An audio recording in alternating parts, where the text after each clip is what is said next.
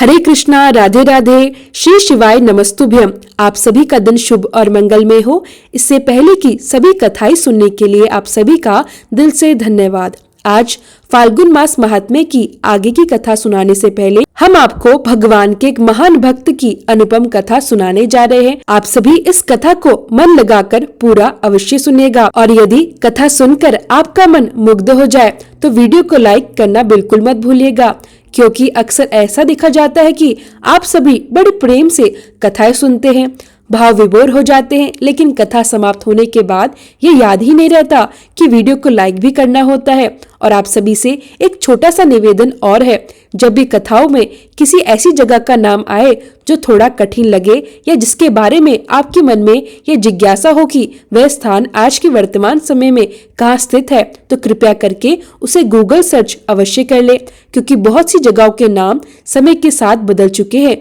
और कई स्थान तो अब अस्तित्व में है ही नहीं। नाम बदल जाने या पहचान मिट जाने के कारण आज उनके सटीक स्थान के बारे में बताना बहुत कठिन हो जाता है। इसलिए जब भी कथा में किसी ऐसी जगह का नाम सुनाई दे तो आप कृपया स्वयं खोज कर देख लीजिएगा, क्योंकि आप में से बहुत सारे श्रोता कमेंट करके पूछते हैं और मैं हर बार उत्तर नहीं दे पाती हूँ। इसके लिए मैं आप सभी से क्षमा मांगती हूँ। अब आइए आज की कथा की ओर बढ़ते हैं।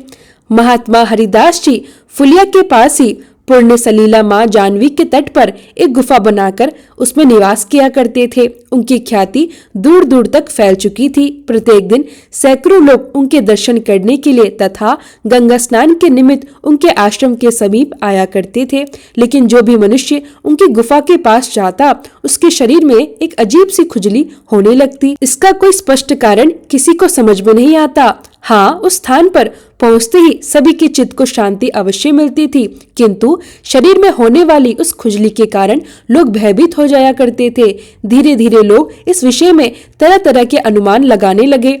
जैसे जैसे बातें फैलती गई वैसे वैसे चारों ओर चर्चाएं होने लगी, क्योंकि जितने मुंह उतनी बातें। अंत में कई प्रसिद्ध चिकित्सकों ने उस स्थान की जलवायु और वातावरण की जांच की और गहन विचार विमर्श के बाद उन्होंने ये निष्कर्ष निकाला कि वहाँ अवश्य ही कोई विषधर सर्प निवास करता है। लोग आश्चर्य करने लगे कि आखिर हरिदास जी अब तक जीवित कैसे हैं, क्योंकि उस सर्प के श्वास मात्र से ही मनुष्य की मृत्यु हो सकती है। कहा जाने लगा कि वह सर्प गुफा के भीतर कई गहराई में छिपा रहता है और उसी के प्रभाव से लोगों के शरीर में जलन और खुजली होती है। यहाँ तक कहा जाने लगा कि यदि वह महाविषधर सर्प बाहर आकर जोर से फुंकार मार दे तो कोई भी मनुष्य जीवित नहीं बच सकता।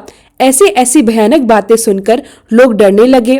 सबने मिलकर यह निश्चय किया कि हरिदास जी को इस स्थान को छोड़ देना चाहिए, अन्यथा उनके प्राणों को खतरा हो सकता है। चिकित्सकों की सम्मति सुनकर सभी लोग बड़े विनम्र भाव से हरिदास जी के पास गए और उनसे प्रार्थना करने लगे, आप इस स्थान को छोड़ दीजिए। आप तो महात्मा है, आपको चाहे कोई कष्ट ना भी हो, लेकिन आपके यहाँ दर्शन के लिए आने वाले लोगों को अत्यंत कष्ट होता है। लोग आपके दर्शन किए बिना रह नहीं पाते और यहाँ आने पर उन्हें शारीरिक पीड़ा सहनी पड़ती है। इसलिए कृपा हम सबका ही विचार करते हुए इस स्थान का परित्याग कर दीजिए। सभी के आग्रह को सुनकर हरिदास जी ने उस स्थान को छोड़ने की सहमति दे दी।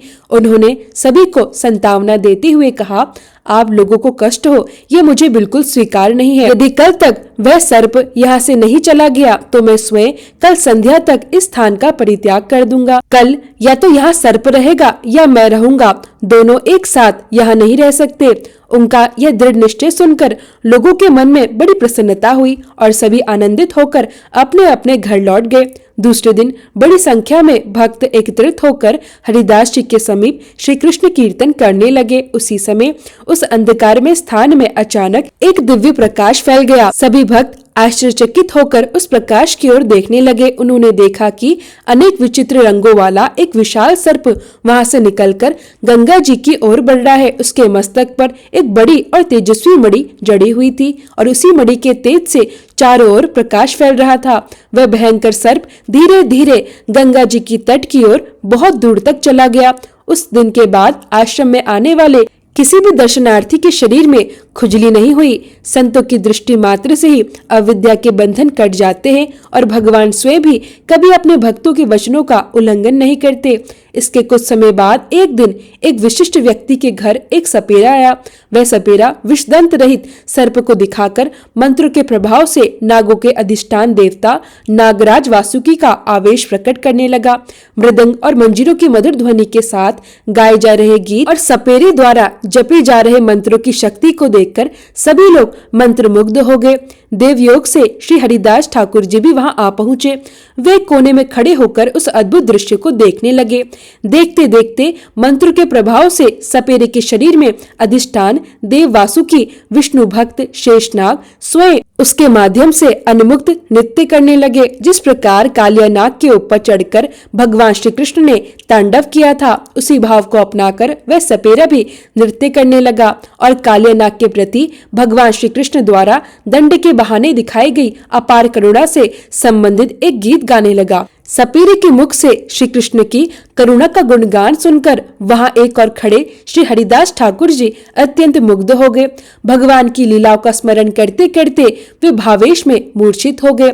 जब कुछ क्षणों के पश्चात उन्हें होश आया तो वे हुंकार भरते हुए आनंद पूर्वक नृत्य करने लगे। वह भाग श्री हरिदास जी को कृष्ण प्रेम के आवेश में नृत्य करते देखकर अनंत देव आष्ट सपेरा संप्रापित होकर थोड़ी दूर जाकर खड़ा हो गया और श्रद्धा पूर्वक श्री हरिदास जी का नृत्य देखने लगा। श्री कृष्ण के प्रेमवश में डूबे हुए श्री हरिदास जी श्री कृष्ण के अतुल्य करुणा गुणों को सुनते और स्मरण करते करते भूमि पर लोटपोट खाने लगते। कभी कभी वह उठकर फिर से नृत्य करने लगते और कभी करुण क्रंदन करने लगते। श्री हरिदास जी के इस त्याग और उनके गहन भावों के दर्शन करके वहां खड़े सभी लोग अत्यंत आनंदित हो गए। जहां जहां श्री हरिदास ठाकुर जी की चरण धूलि पड़ी थी, सभी लोग वहां की रज को उठाकर श्रद्धा पूर्वक अपने शरीर पर मलने लगे। वहीं पर एक मानलोलुप ब्राह्मण भी बैठा हुआ था। जब उसने देखा कि केवल मूर्छित होकर गिरने से ही लोग इतना आदर और सम्मान प्राप्त कर रहे हैं, तो उसने मन ही मन सोचा, फिर मैं इस अवसर को भला हाथ से क्यों जाने दूं। ऐसा विचार करके जब वह सपेरा फिर से नाचने लगा तो वह ब्राह्मण भी झूठ मूठ का बहाना बनाकर धरती पर अचेत होकर गिर पड़ा। वह मन में सोचने लगा कि अब सब लोग मेरा भी इसी प्रकार सम्मान करेंगे। लेकिन सपेरा सब कुछ जानता था। उसके गिरते ही सपेरे ने उसे जोर जोर से पीटना शुरू कर दिया। मार के सामने तो अच्छे अच्छे भूत भी भाग जाते हैं, फिर यह तो केवल सम्मान का भूखा व्यक्ति था। मार सहन न कर पाने के कारण वह ब्राह्मण दुम दबाकर वहां से भाग गया। तब वहां उपस्थित धनी पुरुषों और अन्य लोगों ने इसका कारण पूछा। तुमने श्री हरिदास जी की स्तुति की और वैसा ही भाव आने पर इस ब्राह्मण को क्यों मारा? तब अनंत देव सपेरे के मुख के माध्यम से सभी को संबोधित करते हुए कहने लगे, तुम लोगों ने जो प्रश्न किया है उसका उत्तर अत्यंत रहस्यपूर्ण है, यह कहने योग्य नहीं है, फिर भी मैं तुम लोगों से कह रहा हूँ। श्री हरिदास जी प्रेम में आविष्ट होकर नृत्य कर रहे थे। उन्हें देखकर तुम लोगों ने श्रद्धा पूर्वक उनकी चरण धूलि ग्रहण की। यह देखकर वह ढोंगी ब्राह्मण भी प्रतिष्ठा की आशा से केवल मूर्छित होने का नाटक कर रहा था। श्री हरिदास जी निष्कपट अप्राकृतिक और शुद्ध भगवत भक्त है और यह अधम विप्र घृणित प्राकृतिक सहजिया है जो महाभागवत वैष्णव की अलौकिक क्रिया मुद्रा का कृत्रिम अनुकरण करके भक्त के रूप में जड़ प्रतिष्ठा प्राप्त करना चाहता है। वास्तव में ऐसे लोगों में भगवान के श्री चरण कमलों के प्रति किसी भी प्रकार की सेवा वृत्ति नहीं होती। वह केवल अपनी जड़ इंद्रियों की तृप्ति के लिए ही कृष्ण भक्त सज्जनों को ठगते रहते हैं। जहाँ इस प्रकार के धर्म ध्वज बग धर्मी नहीं होते, वहीं पर निष्कपट कृष्ण भक्ति होती है। और जहाँ जहाँ यह दोष विद्यमान होता है, वहाँ दंभ, कपट और कृष्ण सेवा के अतिरिक्त अन्य उद्देश्य दिखाई देते हैं। वैष्णव के कृष्ण प्रेम में किए गए नृत्य के दर्शन से दर्शकों का भाव बंधन नष्ट हो जाता है, परंतु प्राकृतिक सहजिया के कृत्रिम क्रिया मृदा के दर्शन से दर्शकों के भवबंधन का कलेश और भी अधिक बढ़ जाता है। जब श्री हरिदास जी भगवान के प्रेम में मुग्ध होकर नित्य लीला प्रकट करते हैं, तब उनके निष्कपट प्रेम के वशीभूत होकर स्वयं श्री कृष्ण परिवार सहित उनके साथ नृत्य करते हैं। ऐसे भक्त के नृत्य से संपूर्ण ब्रह्मांड भी पवित्र हो जाता है। सत्य ही है वह श्री हरि के दास है, इसी कारण उनका नाम श्री रत्न हरिदास है।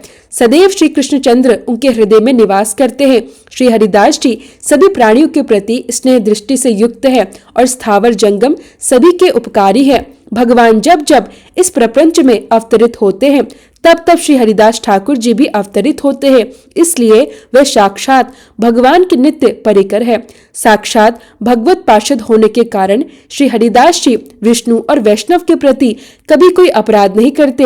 श्री हरिदास जी को स्पर्श करना तो दूर, उनके केवल दर्शन मात्र से ही जीवों की अनादि अविद्या का बंधन तत्क्षण कट जाता है। जो लोग निष्कपट भाव से श्री हरिदास जी का आश्रय ग्रहण करते हैं, उनके ऐसे भक्तों को देखने मात्र से भी बंधे हुए जीवों का संसार बंधन टूट जाता है। आप लोग अत्यंत सौभाग्यशाली हैं। आपकी जिज्ञासा के फलस्वरूप ही आज मेरे मुख से भगवत भक्त के किंचित गुणगान का प्रकाश हुआ है। यदि मैं सैकड़ों वर्षों तक सैकड़ों मुखों से भी ठाकुर हरिदास जी के अप्राकृतिक गुणों का वर्णन करूं, तब भी उनके गुणों का अंत नहीं कर पाऊंगा। मैं सत्य कह रहा हूं, यदि कोई एक बार भी वैष्णव ठाकुर श्री हरिदास जी का नाम उच्चारण कर ले तो उसे अवश्य ही श्री कृष्ण के धाम की प्राप्ति होगी। ऐसा कहकर नागराज मौन हो गए। श्री हरिदास जी की महिमा सुनकर सभी लोग अत्यंत आनंदित हुए। तब हरिदास जी ने अत्यंत नम्रता और विनय के साथ कहा, विप्रवर, मैं तो एक नीच और तुच्छ पुरुष हूँ। भला मुझे शास्त्रों के गूढ़ मर्म का क्या ही ज्ञान हो सकता है, किंतु मैंने आप जैसे विद्वान ब्राह्मणों के ही मुख से यह सुना है कि यद्यपि वेद और शास्त्रों के अध्ययन का अधिकार द्विज जातियों के अतिरिक्त और किसी को नहीं है, परंतु भगवान नाम तो ऐसा है जो किरात, आर्द्र, पुलिद, पुलक, आभीर, कंक, यवन और खस जैसी जितनी भी पाप योनि और वनवासी जातियां हैं, उन सभी को पावन और उद्धार करने वाला है। भगवान के नाम का अधिकार तो सबको समान रूप से प्राप्त है। हरिदास जी के इस शास्त्र सम्मत और तर्कपूर्ण उत्तर को सुनकर ब्राह्मण ने प्रश्न किया, अच्छा, मान लिया कि भगवान नाम का अधिकार सबको है, किंतु इस प्रकार जोर जोर से नाम जप करने से क्या लाभ है? शास्त्रों में जप करने के 3 प्रकार बताए गए हैं, मानसिक रूप, उपांशु जप, वाचिक जप। इनमें मानसिक जप उपांशु जप से सहस्त्र गुना श्रेष्ठ है और उपांशु जप वाचिक जप से लक्ष गुना श्रेष्ठ बताया गया है। इसलिए तुम्हें चाहिए कि तुम मन में जप करो। तुम्हारा ये जप न तो मानसिक है, न उपांशु और न ही वाचिक, यह तो वक्री जप है, जिसे शास्त्रों में अत्यंत नीच बताया गया है। तब हरिदास जी ने पहले की ही भांति अत्यंत शांति और विनम्रता से कहा, महाराज, मैं स्वयं तो कुछ भी नहीं जानता, किंतु अपने गुरुदेव श्री आदित्याचार्य जी के मुख से मैंने शास्त्रों का थोड़ा सा रहस्य अवश्य सुना है। आपने जिन 3 प्रकार के जपों का वर्णन किया और जिनमें मानसिक जप को श्रेष्ठ बताया, वह विधान उन मंत्रों के लिए है जिनकी विधिवत गुरु से दीक्षा लेकर शास्त्रों के नियमों के अनुसार केवल पवित्र आस्था में ही सांगोपांग जप किया जाता है। ऐसे मंत्र गोपनीय होते हैं, वे सबके सामने प्रकट नहीं किए जाते, किंतु भगवान नाम के लिए तो शास्त्रों में कोई विशेष विधि नहीं बताई गई है। भगवान नाम का जप तो सर्वकाल, सर्वस्थान, सब परिस्थितियों में सबके सामने किया जा सकता है। अन्य मंत्रों में भले ही धीमे जप का अधिक महात्म्य हो, परंतु भगवान नाम के महात्म्य में तो जोर जोर से उच्चारण करने की ही विशेष महिमा बताई गई है। भगवान नाम जितने ऊंचे स्वर में लिया जाएगा, उतना ही उसका प्रभाव और अधिक होगा, क्योंकि जो व्यक्ति धीरे धीरे नाम जप करता है वह केवल स्वयं को ही पावन करता है, पर जो ऊंचे स्वर में संकीर्तन करता है वह सुनने वाले जड़ और चेतन सभी को पावन बना देता है। हरिदास जी की यह बात सुनकर ब्राह्मण झुंझला गया और क्रोध में बोला, शास्त्रों के अनेक वाक्य केवल अर्थवाद के रूप में कहे गए हैं। लोगों में नाम जप और संकीर्तन के प्रति श्रद्धा उत्पन्न हो, इसलिए ऐसे ऐसे वाक्य कहीं कहीं कह दिए गए हैं, परंतु जबकि वास्तविकता बात तो यह है कि बिना देवी संपत्ति का आश्रय ग्रहण किए केवल नाम जप से कुछ भी नहीं होने वाला। यदि नाम जप से ही मनुष्य का उद्धार हो जाता तो फिर इतने शास्त्रों की रचना ही क्यों होती? इस पर हरिदास जी ने अत्यंत नम्रता से उत्तर दिया, पंडित जी, श्रद्धा होना ही तो सबसे कठिन बात है। यदि सचमुच केवल भगवान नाम पर ही पूर्ण श्रद्धा जम जाए तो फिर शास्त्रों की आवश्यकता ही नहीं रहती। शास्त्रों में भी और क्या कहा गया है? हर जगह यही तो लिखा है, भगवान पर श्रद्धा रखो, विश्वास रखो। शास्त्रों तो केवल श्रद्धा और विश्वास की पुष्टि के लिए है। यह सुनकर ब्राह्मण आवेश में आ गया और बोला, यदि केवल भगवान नाम जप से ही सब कुछ हो जाए तो मैं अपने नाक और कान दोनों कटवा लूंगा। हरिदास जी यह कहते हुए वहां से चले गए। यदि आपको विश्वास नहीं है तो ना सही, मैंने तो केवल अपने विश्वास की बात आपसे कही है। कहा जाता है कि उस ब्राह्मण को पीनस रोग हो गया, उसकी नाक सड़ने लगी और गल गल कर गिर पड़ी। भगवान नाम का विरोध करने वाले की जो भी दशा हो वह थोड़ी ही है, क्योंकि संपूर्ण दुखों का एकमात्र मूल कारण भगवान नाम से विमुख होना ही है। इस प्रकार महात्मा हरिदास जी भगवान नाम का महात्म्य स्थापित करते हुए गंगा जी के तट पर निवास करने लगे। जब उन्होंने सुना कि नवद्वीप में अवतार लेकर गौरचंद्र अपनी शीतल और सुखद कृपा किरणों से भक्तों के हृदय को भक्ति रसामृत से सींच रहे हैं, तो वे भी उस निष्कलंक पूर्णचंद्र की छाया में आकर नवद्वीप में ही रहने लगे। वे पहले से ही श्री आदित्याचार्य की कृपा पात्र थे, इसलिए उन्हें प्रभु के अंतरंग भक्त बनने में अधिक समय नहीं लगा। थोड़े ही दिनों में वे प्रभु के प्रधान कृपा पात्र भक्तों में गिने जाने लगे। उनकी भगवान नाम निष्ठा का सभी भक्त अत्यंत आदर करते थे और प्रभु तो उन्हें विशेष रूप से प्रिय मानते थे। इसलिए हरिदास जी ने भी अपना सर्वस्व प्रभु के चरण कमलों में समर्पित कर दिया। उनकी प्रत्येक चेष्टा केवल प्रभु की इच्छा के अनुसार ही होती थी। हरिदास जी भक्तों के साथ रात भर संकीर्तन में नृत्य करते रहते थे। नृत्य करते करते वे कई बार भावेश में बेशुद्ध होकर गिर भी पड़ते थे। इस प्रकार श्रीवास पंडित का घर श्री कृष्ण संकीर्तन का प्रधान केंद्र बन गया। संध्या होते ही सभी भक्त वहां एकत्रित हो जाते। भक्तों के एकत्रित होते ही किवाड़ बंद कर दिए जाते। फिर आरंभ होता अद्भुत रसपूर्ण संकीर्तन। उस समय चाहे कोई भी आए चाहे कोई भी जाए, किसी के लिए किवाड़ नहीं खुलते थे। इससे बहुत से लोग निराश होकर लौट जाते और संकीर्तन के विषय में तरह तरह के अपवाद फैलाने लगते। एक और सज्जन भक्त संकीर्तन के आनंद में परमानंद का रसास्वादन कर रहे थे, तो दूसरी ओर निंदक लोग अपने ही मन को कलुषित कर रहे थे, अपनी आत्मा पर कलंक लगा रहे थे। तो यह थी भक्त हरिदास जी की पावन कथा। आपको यह कथा कैसी लगी कमेंट बॉक्स में अवश्य बताइएगा। इस कथा को आगे बढ़ाते हुए अगले वीडियो में भी आपको हरिदास जी की कथा सुनाई जाएगी। आशा है आप अगले वीडियो का इंतजार अवश्य करेंगे। अब सुनिए आज का फाल्गुन मास महात्म्य की कथा, जिसमें श्री महादेव जी भगवान कार्तिकेय अर्थात स्कंद भगवान से कहते हैं, हे स्कंद, जो महापातकी और अति पातकी है अर्थात जो महापाप और उससे भी अधिक पाप करने वाले हैं, वे भी अग्नि तीर्थ में स्नान करने मात्र से पवित्र हो जाते हैं। जिस प्रकार अत्यंत मलिन सोना आग में तपाने से शुद्ध हो जाता है, उस प्रकार देहधारी मनुष्य अग्नि तीर्थ में स्नान कर पाप मुक्त हो जाता है। जो 5 प्रकार के महापाप करने वाले हैं, वे भी इस तीर्थ में स्नान करके प्राणायाम और जप करने से शुद्ध हो जाते हैं। ऐसा मेरा दृढ़ मत है। यहाँ जो 5 शिलाएं हैं, उनमें सदा भगवान विष्णु का वास रहता है। वहीं पर सभी पापों का नाश करने वाली अग्नि भी विद्यमान है। तब स्कंद जी ने अपने पिता भगवान शिव से पूछा, पिताजी, वहाँ कैसी तपस्याएं की गई हैं और इन शिलाओं का निर्माण किसने किया है? कृपया यह सब बातें मुझे विस्तार पूर्वक बताइए। तब भगवान शिव बोले, वत्स, वह नारदी, नारसिंह, वाराही, गारड़ी और मार्कंडे, ये 5 शिलाएं अत्यंत प्रसिद्ध हैं। ये सभी मनुष्य के मनोरथ पूर्ण करने वाली हैं। एक समय देवऋषि नारद ने एक शिला पर बैठकर केवल वायु का सेवन करते हुए महाविष्णु के दर्शन हेतु कठिन तपस्या आरंभ की। वह पूरे 6000 वर्षों तक वृक्ष के समान स्थिर भाव से उसी शिला पर विराजमान रहे। नारद जी की इस कठिन तपस्या से प्रसन्न होकर भगवान विष्णु ने एक ब्राह्मण का रूप धारण किया और कृपा करके उनके सामने प्रकट हुए। भगवान ने नारद जी से कहा, मुझे बताओ तुम क्या चाहते हो? यह सुनकर नारद जी बोले, आप कौन हैं? इस निर्जन वन में आपके दर्शन से मेरे मन में अपार प्रसन्नता हो रही है।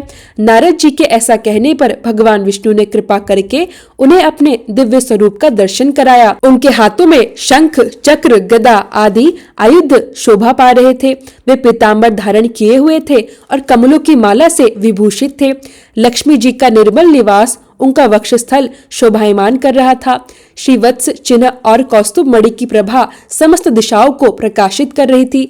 सुनंद आदि पार्षद भगवान जनार्दन की स्तुति कर रहे थे। भगवान को देखते ही नारद जी के शरीर में जैसे नव प्राणों का संचार हो गया। वे तुरंत उठ खड़े हुए, हाथ जोड़कर बार बार प्रणाम करने लगे। इसके बाद नारद जी ने जगदीश्वर के भी ईश्वर भगवान श्री विष्णु की भावपूर्ण स्तुति की। उन्होंने कहा, आप ही सबके साक्षी हैं। आप ही संपूर्ण जगत के अधीश्वर हैं। आप भक्तों की इच्छा से दिव्य देह धारण करते हैं। आप शरणागतों के लिए दया के महासागर हैं।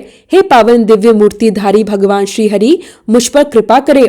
आप संपूर्ण जगत के हित के लिए साधु पुरुषों के मन को संतुष्ट करने के लिए शीघ्र ही अपनी उत्तम कलाओं से दिव्य देह धारण कर मधुर लीला और स्नेह पूर्वक दृष्टि प्रकट करते हैं। सत्वगुण ही जिनका स्वरूप है वह भगवान विष्णु मुझ पर प्रसन्न हो। हे प्रभु, आप वासुदेव, संकर्षण, प्रद्युम्न और अनिरुद्ध स्वरूप है। आपको मेरा बार बार नमस्कार है।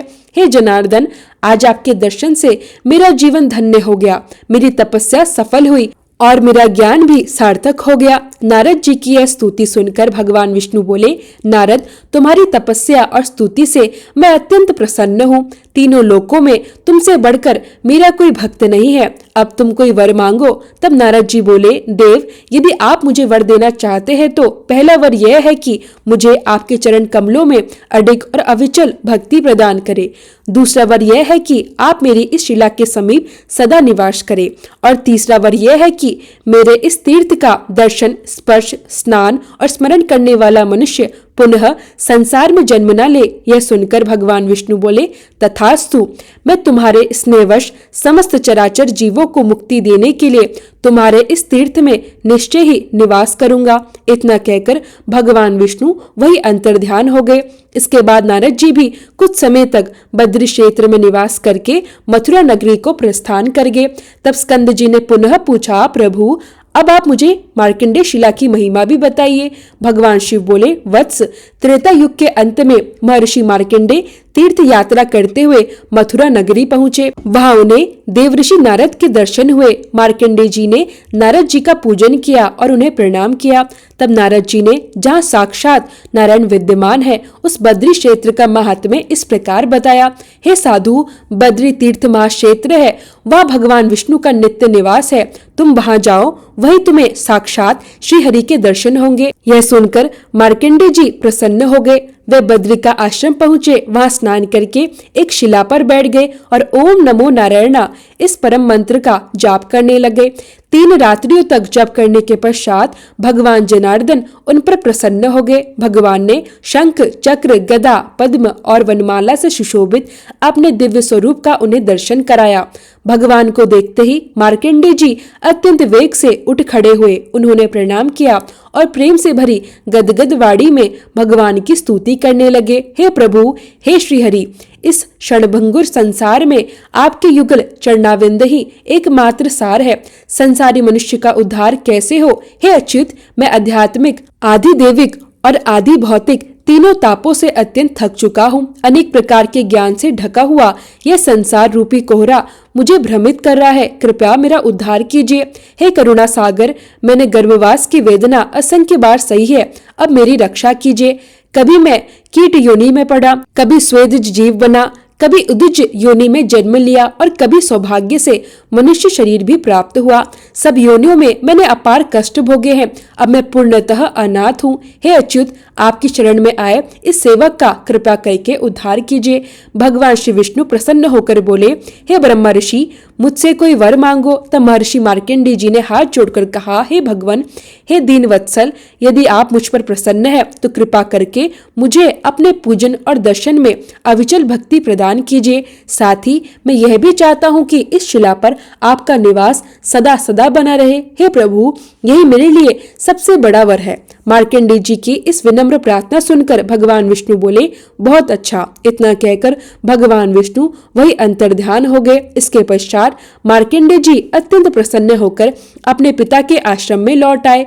जब मनुष्य इस पावन प्रसंग को श्रद्धा से सुनता और सुनाता है, उसे भी भगवान गोविंद की प्राप्ति होती है। भगवान शिव कहते हैं, हे स्कंद, कश्यप ऋषि से विंता के गर्भ से 2 महाबली और महाप्रक्रमी पुत्र उत्पन्न हुए। उनके नाम थे अरुण और गरुड़।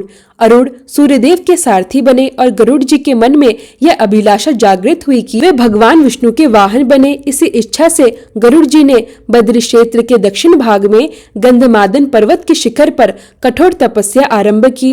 वे फल मूल का आहार खाते, सुख दुखी द्वंद को धैर्य पूर्वक सहते और जप करने वालों में श्रेष्ठ होकर एक पैर पर पृथ्वी पर खड़े होकर निरंतर जप किया करते थे। भगवान के दर्शन की अभिलाषा से उन्होंने अनेक वर्षों तक घोर तपस्या की। अतः भगवान विष्णु पीताम्बर धारण कर अपने शंख चक्र आदि आयुधों से युक्त पूर्व दिशा में उदित होने वाले पूर्ण चंद्रमा के समान तेजस्वी रूप में गरुड़ जी के सामने प्रकट हुए। मेघ के समान गंभीर स्वर में उन्होंने गरुड़ को पुकारा, किंतु गरुड़ जी तपस्या में इतने लीन थे कि उनका ध्यान भंग नहीं हुआ। भगवान ने अपना श्रेष्ठ शंख बजाया, फिर भी गरुड़ जी की तपस्या अखंड रही। तब भगवान ने श्वास के साथ गरुड़ के भीतर प्रवेश किया, उनके अंतःकरण में भय मूर्खता उत्पन्न की और पुनः बाहर आकर उनके समक्ष प्रकट हो गए। भगवान विष्णु को अपने सामने देखकर गरुड़ जी निर्भय हो गए। उनके शरीर में रोम रोम पुलकित हो उठा। हाथ जोड़कर उन्होंने भगवान की स्तुति आरंभ की। हे भगवान, तीनों लोकों में निवास करने वाले समस्त देहधारियों का अंतःकरण आपका निवास स्थान है। आपकी जय हो। संसार की उत्पत्ति, स्थिति और संहार यह आपकी ब्रह्मा, विष्णु और शिव रूपी त्रिविध लीला है। जैसे सूर्य अपनी किरणों से समस्त विश्व को प्रकाशित करता है, वैसे ही आप अपने तेज से संपूर्ण सृष्टि को प्रकाशित करते हैं। आप अपने भक्तों के हृदय में ज्ञान के ब्रह्मांड के समान शोभा पाते हैं। समस्त वेद विद्या से आपका मानस सदैव प्रकाशित रहता है। जो मुनिजन आपके भक्त हैं, वे सदा आपके चरणों की वंदना करते हैं। आपके चरण नखों के प्रलाक्षण से प्रकट हुई गंगा जी के जल से देवता और ऋषि स्वयं को पवित्र करते हैं। हम आपकी चरण रेणु को हृदय से प्रणाम करते हैं। गरुड़ जी की स्तुति से प्रसन्न होकर भगवान विष्णु ने वही त्रिपथ गामिनी गंगा जी को बुलाया। तत्क्षण उस पर्वत पर पंचमुखी गंगा जी प्रकट हो गई। उनके जल से गरुड़ जी ने भगवान का अभिषेक किया। भगवान के वर मांगने पर गरुड़ जी बोले, हे भगवान, मुझे आपका वाहन बनने का सौभाग्य प्राप्त हो। आपकी कृपा से देवता या दैत्य कोई भी बल, वीर या पराक्रम से मुझे पराजित न कर सके। यह शिला मेरे नाम से विख्यात हो, समस्त पापों का नाश करने वाली बने और इसके स्मरण मात्र से मनुष्य को विषजन्य रोग भी ना हो। भगवान विष्णु ने कहा, बहुत अच्छा, और वहीं अंतर्ध्यान हो गए। इसके बाद स्कंद जी ने पूछा, हे प्रभु, अब वराही शिला का महात्म्य भी बताइए। भगवान शिव बोले, हे स्कंद, भगवान वराह ने रसातल से पृथ्वी का उद्धार किया और युद्ध में हिरण्याक्ष दैत्य का वध किया। इसके पश्चात भगवान वराह बद्री क्षेत्र में आए और प्रलय काल की समाप्ति तक वही निवास किया। वहीं उन्होंने शिला रूप में स्थायी निवास किया। स्कंद जी ने पुनः पूछा, हे प्रभु, अब नरसिंगी शिला का महात्म्य बताइए। भगवान शिव बोले, भगवान नरसिंह ने अपने नखों के अग्रभाग से लीला पूर्वक हिरण्यकश्यप का वध किया। उस समय उनका तेज प्रलय काल के अग्नि के समान प्रकट हुआ। देवता भयभीत होकर दूर खड़े होकर भगवान विष्णु की स्तुति करने लगे। प्रसन्न होकर भगवान नरसिंह बोले, देवताओं, मुझसे वर मांगो। ब्रह्मा जी ने कहा, हे प्रभु, आपका यह उग्र रूप समस्त प्राणियों को भयभीत करता है, कृपा करके इसे समेट लीजिए। भगवान ने शांत चतुर्भुज रूप धारण किया। देवताओं ने प्रार्थना की कि आप सदा इसी शांत रूप में हमें दर्शन दे। भगवान विशालपुरी बद्री का आश्रम चले गए। देवताओं का भय शांत हुआ। इसके पश्चात ऋषि आए और नरसिंह भगवान की स्तुति की। भगवान ने वर मांगने को कहा। ऋषियों ने कहा, हे प्रभु, कृपा करके इस बद्री क्षेत्र का कभी त्याग न करे। भगवान ने तथास्तु कहकर उनकी प्रार्थना स्वीकार की और स्वयं शिला रूप में प्रतिष्ठित हो गए। जो मनुष्य 3 उपवास रखकर वह भगवान नरसिंह का जप ध्यान करता है, उसे साक्षात नरसिंह भगवान के दर्शन होते हैं।